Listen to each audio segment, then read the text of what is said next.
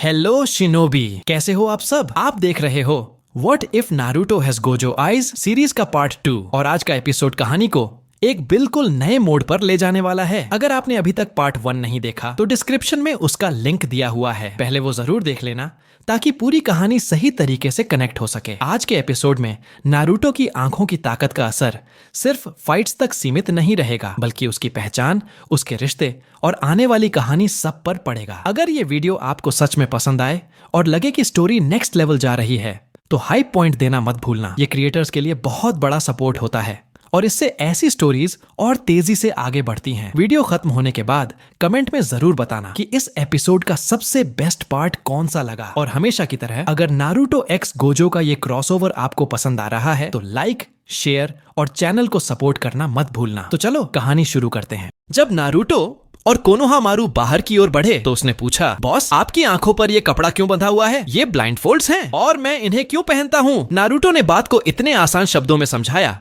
कि उसकी उम्र का बच्चा भी समझ सके। समझते हुए कोनोहामारू ने सिर हिलाया। जी बॉस, समझ गया, और मुझ पर बिल्कुल भी रहम मत करना बॉस, मैं वो सब सीखना चाहता हूँ जो आपको आता है। नारुतो मुस्कुराया। बच्चे की लगन देखकर उसकी नजर नरम पड़ गई। ठीक है, लेकिन याद रखना, निंजा बनना सिर्फ जुत्सु सीखने के बारे में नहीं होता। मजबूत दिल और तेज दिमाग भी उतना ही जरूरी है। उसकी आवाज में वो समझदारी थी जो उसकी उम्र से कहीं आगे की लगती थी। दोनों साथ साथ गांव में दौड़ते रहे। अपनी खास नजर की मदद से नारुतो रास्ता बड़ी आसानी से तय कर रहा था। चलते चलते वह उन अदृश्य चाकड़ा फ्लोस और गांव की ऐसी बारीकियों की ओर इशारा करता रहा जिन्हें आम लोग महसूस भी नहीं कर सकते थे। दूर से एबिसु यह सब देख रहा था। धीरे धीरे उसकी नारुतो को लेकर बनी पहली राय बदलने लगी। वह लड़का वैसा नहीं था जैसा लोग समझते थे। सीधा सादा, दिल का अच्छा और अपनी उम्र से कहीं ज्यादा समझदार। आखिरकार एबिसु पास आया। माननीय महोदय, अब चलने का समय हो गया है। बाय ओनीचान। कोनोहामारू ने हाथ हिलाकर विदा ली। नारुतो घर लौटा, नहाया और एक सुकून भरी नींद के लिए लेट गया। अगली सुबह काकाशी ने सुबह सुबह ही अपनी टीम को ट्रेनिंग ग्राउंड्स पर बुला लिया। यहीं से उनकी कोनोहा के निंजा के रूप में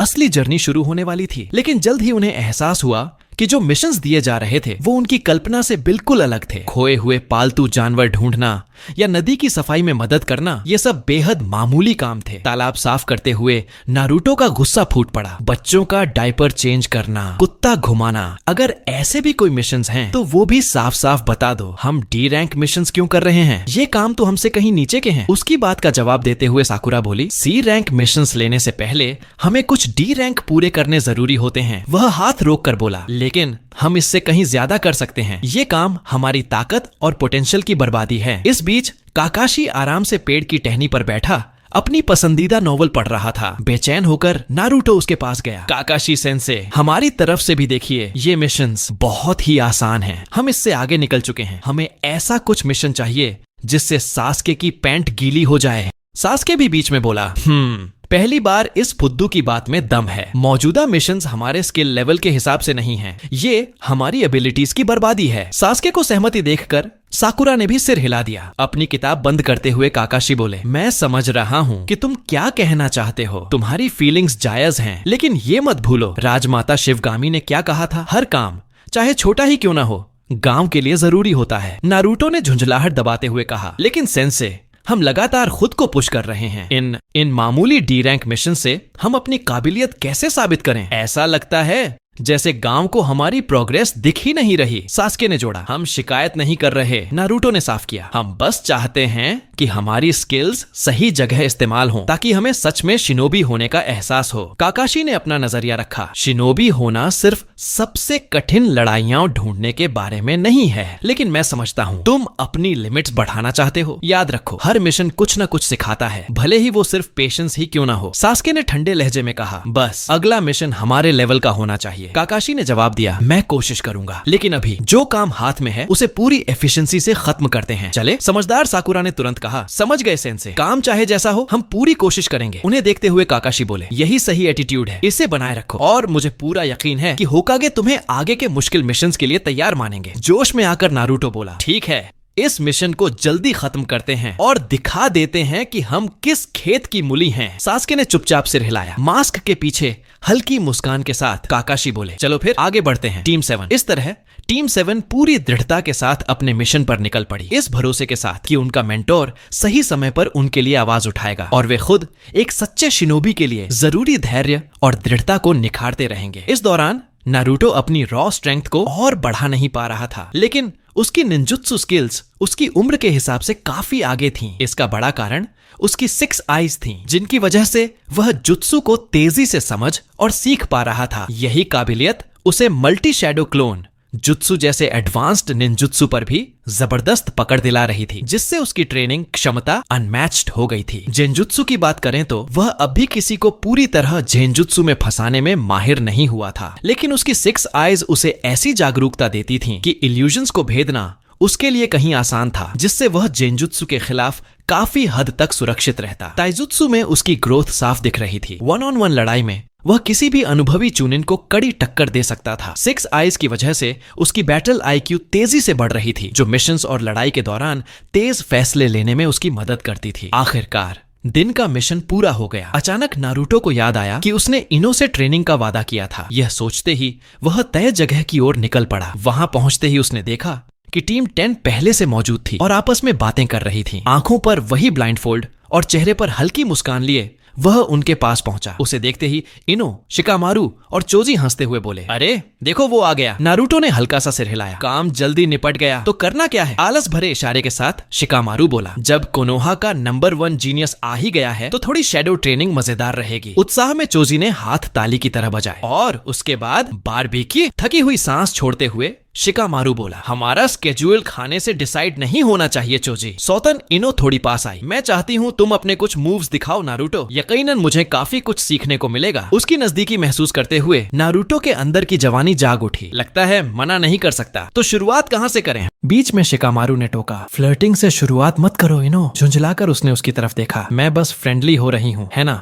नारुतो? वह हल्का सा हंसा। बिल्कुल, फ्रेंडली ट्रेनिंग सबसे असरदार होती है। माहौल हल्का करने के लिए चोजी बोला, तो प्लान क्या है? 1-on-1 लड़ाई या टीम टैक्टिक्स? नारुतो ने कहा, टीम टैक्टिक्स करते हैं इनो, तुम मेरे साथ रहोगी। शिकामारू और चोजी एक टीम में चमकती मुस्कान के साथ इनो बोली, परफेक्ट। शिकामारू, देख लेना तेरी गुद्दी कैसे लाल होती है, तुझे पता भी नहीं चलेगा। वह तिखी कातिल हंसी करते हुए बोली, परेशानी? ज्यादा डिस्ट्रैक्टेड मत होना। गहरी हंसी के साथ चोजी बोला, मैं बस शिकामारू का प्लान फॉलो करूंगा। आंखों पर बंधे ब्लाइंडफोल्ड और चेहरे पर सुकून के साथ नारुतो बोला, जब तैयार हो शुरू कर सकते हो। इनो थोड़ा करीब आई और धीमे से कहा, ब्लाइंडफोल्ड के बिना तो तुम और भी ऋतिक रोशन जैसे लगते होगे, बस फर्क इतना है कि तुम्हारे पास 5 उंगलियां हैं। उतनी ही हल्की आवाज में उसने जवाब दिया, और मुझे लगता है तुम राखी सावंत जैसी लगती हो, बस ड्रामा थोड़ा ज्यादा करती हो। वह हंस पड़ी, फिर जोर से बोली, चलो इन्हें दिखाते हैं। इसके बाद बातें रुक गईं और ट्रेनिंग शुरू हो गई। टीम 10 पूरे फ्लो में थी। उनकी टाइमिंग और कोऑर्डिनेशन साफ दिखा रही थी कि ये सब मिशंस और ट्रेनिंग का नतीजा है। नारुतो की हर मूव एफर्टलेस थी, जैसे उसे सोचना ही न पड़ रहा हो। आंखों पर कपड़ा होने के बावजूद वह ऐसी सटीकता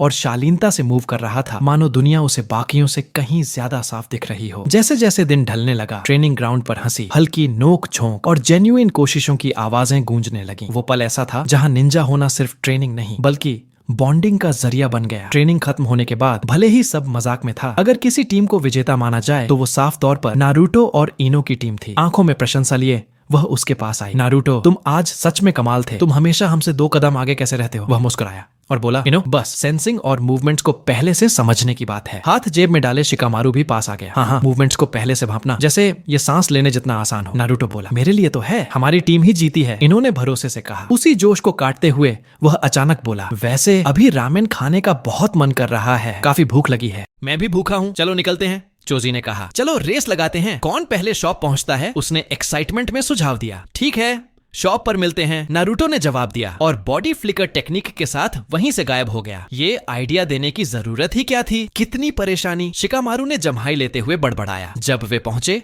नारुतो पहले से वहां मौजूद था, शांति से उनका इंतजार करता हुआ। तीनों काउंटर पर बैठ गए। कुछ ही देर में रामेन के बोल सामने थे। बातों बातों में नारुतो ने शिकामारू की तरफ देखा। आंखों में जिज्ञासा चमक रही थी। ट्रेनिंग के दौरान जो टेक्निक तुमने यूज की थी वो शैडो मैनिपुलेशन ही है ना? हर क्लैन की अपनी यूनिक टेक्निक होती है, हमारी शैडो मैनिपुलेशन है, शिकामारू ने जवाब दिया। नारुतो ने सिर हिलाया। हाँ, यही सोचा था, हर स्टाइल की अपनी एक गुण होती है है ना? इनो को उसकी बात दिलचस्प लगी और वो भी बातचीत में शामिल हो गई। कभी अपने क्लैन की टेक्निक के बारे में सोचा है? जीनियस हो, जानने की इच्छा तो होती ही होगी। नारुतो ने हल्की मुस्कान के साथ रमेन स्पून उठाया। कुछ बातें बताने की नहीं, खुद अनुभव करने की होती हैं। शिकामारू हल्की मुस्कान के साथ कुर्सी पर पीछे टिक गया। इनो और नारुतो की शरारती नोक झोंक को उसने गौर से देखा, जिसे नारुतो ज्यादा तवज्जो नहीं दे रहा था। कभी कभी भले ही झंझट हो, मजा ना जानने में ही होता है, उसने मन ही मन सोचा। दिन की ट्रेनिंग धीरे धीरे एक सुकून भरी शाम में बदल जाती है और रहस्य अगले दिन के लिए छोड़ दिए जाते हैं। थकान के साथ नारुतो घर लौटा। वहां पहुंचकर उसने आरामदेह बाथ लिया, दिन भर की थकान धोई और फिर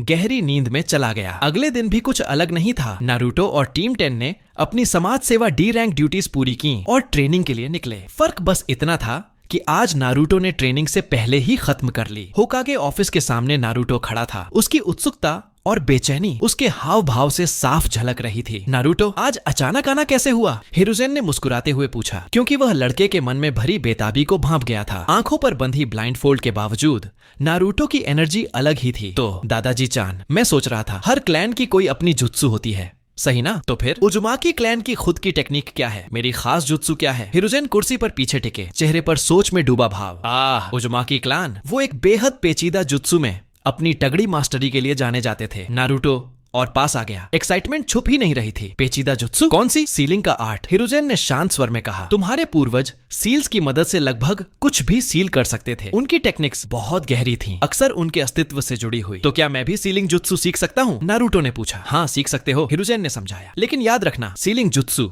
या फुइंजुत्सु साधारण निंजुत्सु नहीं होते। ये पेचीदा होते हैं और इनमें एक्यूरेसी और चैक्रा कंट्रोल बहुत जरूरी होता है। मैं सीखना चाहता हूँ, मुझे लगता है मैं रेडी हूँ, नारुतो ने भरोसे के साथ कहा। तो क्या आप मुझे फुइंजुत्सु सिखाएंगे? सिखाऊंगा, लेकिन अभी नहीं, हिरुजेन बोले। अभी हम तुम्हारा चैक्रा कंट्रोल और बेहतर करेंगे। तुम्हारी टैलेंट देखते हुए तुम पहले से काफी अच्छे हो। शाम को मैं तुम्हारे घर आकर सिखाऊंगा। सिर हिलाते हुए नारुतो घर लौट आया, रोज की तरह खाना खाया और अगली चुनौतियों के लिए खुद को तैयार करते हुए सो गया। अगले दिन टीम 7, जिसमें नारुतो और काकाशी शामिल थे, अपनी सौंपा गया टास्क पर निकली। पहले दिन की तरह ही उन्हें फिर से डी रैंक मिशंस मिले। शुरुआत में नारुतो ने इन आसान टास्क्स पर थोड़ी नाराजगी दिखाई, लेकिन जल्द ही उसने खुद को संभाल लिया। उसी दौरान उसे बुजुर्ग की बात याद आई। सीलिंग जुत्सु में मास्टरी के लिए चैक्रा कंट्रोल का परफेक्ट होना बेहद जरूरी है। टास्क्स खत्म करने के बाद नारुतो सीधे काकाशी के पास गया। मेरी एक रिक्वेस्ट है काकाशी सेंसे, उसने कहा। अगर तुम ज्यादा चैलेंजिंग मिशंस की बात करने वाले हो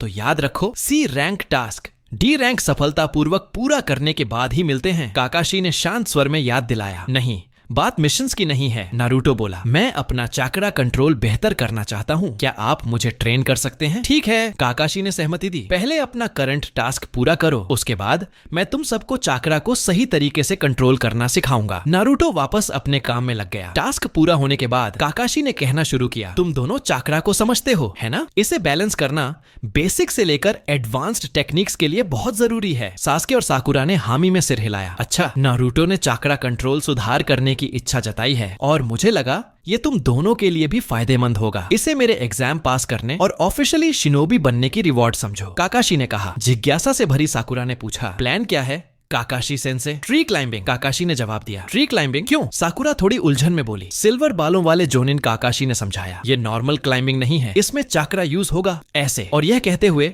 वह बिना हाथों का इस्तेमाल किए पेड़ की सीधी सतह पर चल पड़ा। अपने पैरों में चैक्रा का नियमित प्रवाह बनाए रखो और हाथों का इस्तेमाल किए बिना ऊपर चढ़ो, काकाशी ने निर्देश दिए। अगर चैक्रा कम हुआ तो पकड़ छूटेगी और गिर जाओगे, ज्यादा हुआ तो पेड़ से दूर धकेल दिए जाओगे। अब ट्राई करो, हर बार कुनाई से अपना हाईएस्ट पॉइंट को मार्क करना। निर्देशों का पालन करते हुए नारुतो, सास्के और साकुरा चढ़ने लगे। नारुतो और साकुरा ने पहली ही कोशिश में पेड़ के टोप्पे तक पहुंचकर सबको चौंका दिया। सास्के को थोड़ी दिक्कत हुई, वह जरूरत से ज्यादा चैक्रा इस्तेमाल कर रहा था। सास्के के मन में खींच उभर आई। नारुतो और साकुरा से पीछे रह जाने का एहसास, स्ट्रॉन्ग बनने की चाह और चैक्रा कंट्रोल में दिक्कत। पेड़ के ऊपर से नारुतो चिल्लाया, ओए सास्के, पैरों में चैक्रा ज्यादा डाल रहा है, थोड़ा चिल पिल कर, फोकस रख, हो जाएगा। काकाशी भी बीच में बोले, नारुतो सही कह रहा है, ज्यादा चैक्रा डालोगे तो पेड़ तुम्हें पीछे धकेल देगा। करीब 15 मिनट बाद सास्के भी ऊपर पहुंच गया। देखा, हो गया ना, इतना कठिन नहीं था। नारुतो मुस्कुराया। सास्के ने कुछ कहना चाहा, लेकिन बस एक हल्का सा सिर हिलाकर सहमति हो गया। सास्के, मुझे पता था तुम कर लोगे, साकुरा ने चीर किया। अगला लेसन है पानी में चलना। काकाशी ने कहा, ट्री क्लाइंबिंग मास्टर कर लिया है तो ये ज्यादा मुश्किल नहीं होगा। पानी में चलना? वो कैसे? फॉलो मी गरीबो। काकाशी उन्हें पास की झील तक ले गए। देखो और सीखो, कहते हुए वह आराम से पानी की सतह पर चल पड़े। वाओ, ये कैसे किया? साकुरा हैरान होकर बोली। निंजा पानी पर चलने के लिए वाटर वॉकिंग टेक्निक यूज करते हैं, काकाशी ने समझाया। इसमें पैरों में चाकरा इकट्ठा करके लगातार रिलीज करना होता है और पानी की गहराई के हिसाब से चाकरा आउटपुट को बदलना पड़ता है। अब तुम्हारी बारी। पैरों में चाकरा इकट्ठा करो और नियमित आउटपुट बनाए रखो। तीनों ने कोशिश की। नारुतो ने दूसरी अटेम्प्ट में ही कर दिखाया। साकुरा को ज्यादा ट्राइज लगे, लेकिन पांचवी कोशिश में वह भी सफल हो गई। सास्के सबसे आखिर में समझ पाया, मगर नारुतो के आसान तरीके से समझाने की वजह से और अपनी गलतियों पर मिले स्पष्ट प्रतिक्रिया की मदद से उसने भी टेक्निक मास्टर कर ली। ये एक्सरसाइजेस चाकरा कंट्रोल को स्थिर और बेहतर बनाने के लिए होती है, जिससे हाई रैंक जुत्सु परफॉर्म करना आसान हो जाता है, काकाशी ने समझाया। और भी टेक्निक्स हैं क्या? नारुतो ने उत्सुकता से पूछा, आंखों में चमक लिए हुए। कुछ और टेक्निक्स भी हैं, लेकिन फिलहाल हम यहीं तक रुकते हैं, काकाशी ने कहा। तुम तीनों का चाकरा पर कंट्रोल काफी शानदार है। फिर हल्की मुस्कान के साथ बोले, आज के लिए बस इतना ही, मुझे होकागे को रिपोर्ट देनी है, ट्रेनिंग कल जारी रहेगी। इतना कहते ही काकाशी बॉडी फ्लिकर टेक्निक के साथ धुएं के गुब्बार में गायब हो गए। टीम से विदा लेने के बाद नारुतो ने भी वही टेक्निक इस्तेमाल की और पल भर में वहां से निकल गया। इचिराकु रामेन शॉप पर लंबे मिशंस और ट्रेनिंग के बाद नारुतो खुद को उस जानी पहचानी जगह पर बैठा पाया जहां उसे हमेशा सुकून मिलता था। आज उसने टीम 10 की रोज की ट्रेनिंग से थोड़ा ब्रेक लिया था, कुछ ज्यादा जरूरी स्किल्स पर ध्यान देने के लिए। शाम ढल चुकी थी। नारुतो घर पर खाना बना रहा था कि तभी दरवाजे पर दस्तक हुई। बाहर हिरुजेन खड़े थे। जैसा उन्होंने वादा किया था, सीलिंग जुत्सु सिखाने आए थे। दादाजी, आप आखिर आ ही गए, नारुतो खुशी से बोला। वो उन्हें अंदर ले आया। दरवाजा बंद करते ही हिरुजेन मेज के पास बैठ गए। तुम फोइनजुत्सु सीखना चाहते हो? उन्होंने बात शुरू की, लेकिन उससे पहले तुम्हें चाकरा पर पकड़ और मजबूत करनी होगी। मुझे पता है, नारुतो ने जवाब दिया, इसीलिए मैंने काकाशी सेंसे से मदद ली। उन्होंने चाकरा की मदद से पानी पर चलना और पेड़ों पर चढ़ना सिखाया। और क्या तुमने इसे पूरी तरह सीख लिया? हिरुजेन ने हल्की मुस्कान के साथ पूछा। बिल्कुल, नारुतो बोला, अपने कंधे पर हाथ मारते हुए। पेड़ पर चढ़ना पहली ही कोशिश में और पानी पर चलना दूसरी में। तुम जैसे असाधारण बच्चे से इससे कम उम्मीद भी नहीं थी, हिरुजेन ने शांत स्वर में कहा। तो फिर चलिए फोइनजुत्सु शुरू करते हैं, नारुतो उत्साह से बोला। जरूर, हिरुजेन मुस्कुराए, लेकिन पहले तुम्हारे हाथ का बना खाना खा लेते हैं। ओह हाँ, मैं भूल ही गया, नारुतो कहते हुए खाना परोसने लगा। खाते हुए हिरुजेन बोले, तुम्हारे हाथ के स्वाद में कभी कमी नहीं होती। अरे, लोग कहते हैं कि एक जीनियस को हर काम में माहिर होना चाहिए, नारुतो ने गर्व से कहा। खाना खत्म होने के बाद हिरुजेन बोले, तुम लगभग चाकरा पर पूरी पकड़ बना चुके हो। लगभग? नारुतो हैरान हुआ। ये देखो, कहते हुए हिरुजेन ने हाथ आगे बढ़ाया। उनकी हथेली में नीली चाकरा से बनी घूमती हुई ऊर्जा उभर आई। तेज घुमाव की वजह से उसमें हल्की गूंज सी सुनाई दे रही थी। इसे रासेंगन कहते हैं, उन्होंने समझाया। अगर तुम इसे सीख लेते हो तो मैं तुम्हें फोइनजुत्सु सिखाऊंगा। मंजूर? नारुतो ध्यान से देखने लगा। तो हाथ में जो चाकरा को काबू में रखा जाता है वही नजर आने लगता है। कुछ ऐसा ही, हिरुजेन बोले। इसमें चाकरा को एक साथ कई दिशाओं में घुमाना पड़ता है और उसे हाथ के भीतर ही रोक कर रखना होता है, बिना किसी हैंड सील के। यही वजह है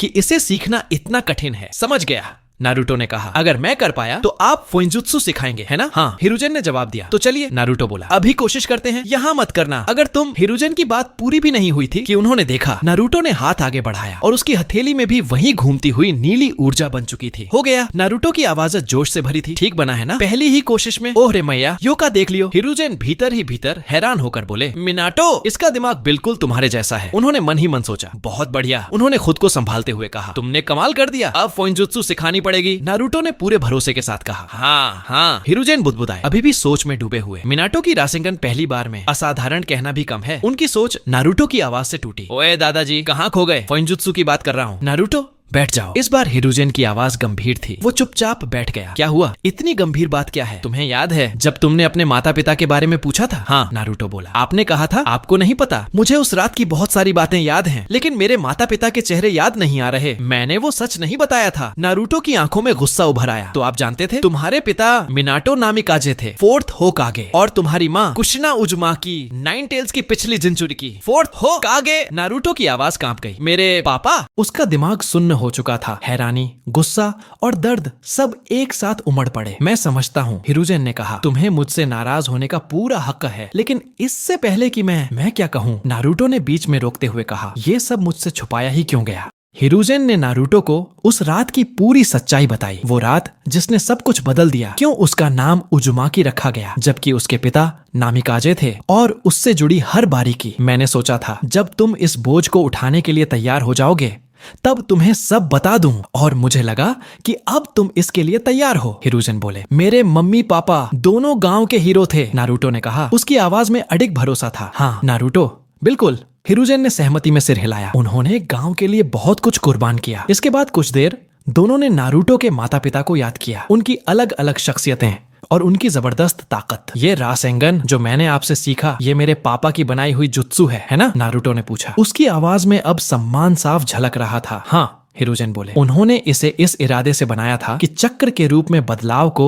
उसकी मूल शक्ति के साथ मिलाया जाए ताकि कंट्रोल के लिए लंबी हैंड सील्स की जरूरत न पड़े। लेकिन वो इसे पूरा करने से पहले उनकी आवाज वहीं थम गई। जानकारी समझते ही नारुतो का चेहरा सख्त हो गया। फिर वो बोला, अगर यही उनकी छोड़ी हुई विरासत है तो उनका बेटा होने के नाते मैं उनका सपना पूरा करूंगा। यही जज्बा चाहिए। हिरुजेन ने हौसला बढ़ाया। तुम्हें उनकी विरासत को आगे बढ़ाना ही चाहिए। मैं बढ़ाऊंगा, नारुतो ने दृढ़ता से कहा। लेकिन आपने फ्लाइंग राइजन टेक्निक का जिक्र किया था जिसके लिए मेरे पापा मशहूर थे। वो कैसे काम करती है? फ्लाइंग राइजन एक स्पेस टाइम निंजुत्सु है, हिरुजेन ने समझाया। ये यूजर को समय और जगह को नियंत्रित करने की क्षमता देता है जिससे वो पल भर में तय जगह पर पहुंच सकता है। कमाल है, नारुतो उत्साहित हो उठा। लेकिन क्या ये भी मेरे पापा ने ही बनाई थी, रासेंगन की तरह? नहीं, हिरुजेन ने बताया। फ्लाइंग राइजन दूसरी होकागे की बनाई हुई टेक्निक है। समझ गया, नारुतो बोला। तो क्या फुइंजुत्सु में मास्टरी के बाद आप मुझे ये सिखाएंगे? हाँ, हिरुजेन ने साफ कहा। लेकिन पहले तुम्हें फुइंजुत्सु में काबिलियत साबित करनी होगी, उसके बाद ही आगे बढ़ेंगे। ये मुझे मंजूर है, नारुतो ने आत्मविश्वास से कहा। मैं अपने माता पिता जितना मजबूत बनूंगा और एक दिन हिडन लीफ विलेज का होकागे बनूंगा, अपने पापा की तरह। जिस रफ्तार से तुम आगे बढ़ रहे हो, हिरुजेन सोचते हुए बोले, शायद तुम चौथे होकागे से भी आगे निकल जाओ। फिर उन्होंने पूछा, तो क्या तुम ये राज सबको बताना चाहते हो, खासतौर पर अपने दोस्तों को? अभी नहीं, नारुतो ने तुरंत मना कर दिया। मैं अभी तैयार नहीं हूँ। जब मजबूत बन जाऊंगा तब बताऊंगा। समझदारी भरा फैसला, हिरुजेन ने तारीफ की। तो फुइंजुत्सु ट्रेनिंग कब शुरू होगी? नारुतो ने पूछा। कल, हिरुजेन बोले। अपने रोज के काम निपटाने के बाद मेरे ऑफिस आ जाना, वहीं बात करेंगे। इतना कहकर हिरुजेन उठे और बाहर की ओर बढ़े। एक आखिरी बात, अब जब तुम्हें अपने माता पिता की पहचान पता चल गई है तो उनकी छोड़ी हुई विरासत लेने में कोई दिक्कत नहीं होनी चाहिए। विरासत? नारुतो थोड़ा उलझ गया। हाँ, हिरुजेन बोले। कल ऑफिस आना, सब समझा दूंगा। अब सो जाओ। जाते जाते नारुतो ने कहा, गुड नाइट दादाजी। हिरुजेन के जाने के बाद नारुतो के दिमाग में ढेरों ख्याल उमड़ने लगे। उसने हाथ में रासेंगन बनाया और सोचा, तो बुजुर्ग का इरादा चक्र आकार में के बदलाव को उसकी एलिमेंटल प्रकृति के साथ जोड़ने का था। मेरा चक्र विंड एलिमेंट्स की तरफ ज्यादा झुकता है तो शायद मुझे वहीं जोड़ना चाहिए। अगर मेरा अंदाजा सही है, कल देखूंगा। अभी काफी थकान है। अपनी रोज की आदत के मुताबिक वो नहाया और सो गया। अगली सुबह वो तड़के उठ गया, तैयार हुआ,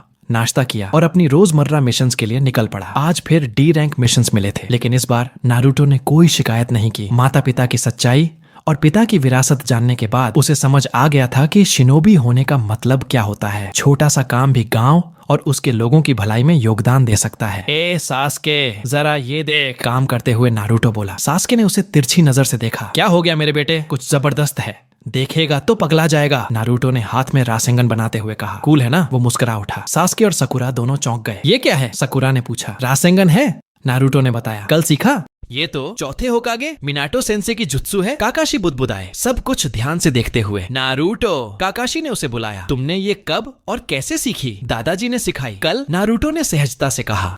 तुम होकागे की बात कर रहे हो? काकाशी ने कंफर्म करना चाहा। नारुतो ने सहमति में सिर हिलाया। तो तुमने ये एक ही दिन में सीख लिया? नहीं, नारुतो मुस्कुराते हुए बोला। असल में पहली ही कोशिश में हो गया। पहली कोशिश में? काकाशी चौंक गए। ये ए रैंक जुत्सु है और तुमने पहली बार में ही कर लिया? उनकी हैरानी छुप नहीं पाई। हाँ, काफी आसान लगा, देखिए, कहते हुए नारुतो ने फिर से रासेंगन बना लिया। तुम्हें पता है ये जुत्सु किसने बनाया? काकाशी ने पूछा। हाँ, ये मेरे। नारुतो रुक गया। उसने सास्के और सकुरा की तरफ देखा, फिर बोला, मतलब ये चौथे होकागे की जुत्सु है? खुद को फिर से पीछे छूटता महसूस करते हुए सास्के बीच में बोला, काकाशी, मुझे भी कोई ऐसी जुत्सु सिखाइए जो इसके बराबर हो। मैं पीछे नहीं रहना चाहता। नारुतो ने बेपरवाही से कंधे उचका दिए, जिस पर सास्के ने पूछा, क्या उस लहजे में एहसान मांग रहे हो? नारुतो ने पलटकर कहा। काकाशी के चेहरे पर हल्की मुस्कान आ गई। माफ कीजिए काकाशी सेंसे। सास्के ने खुद को संभाला। क्या आप मुझे भी कोई जुत्सु सिखाएंगे? जरूर, काकाशी बोले। मिशन खत्म होते ही कुछ दिखाऊंगा। इसके बाद सब अपने अपने काम में लौट गए और मिशन तय समय समय से पहले ही पूरा हो गया। अब काकाशी, मैं वो जुत्सु सीखने के लिए तैयार हूँ, सास्के ने कहा। ठीक है, काकाशी बोले, हमारे पास थोड़ा समय है, मैं तुम्हें एक ऐसी जुत्सु सिखाऊंगा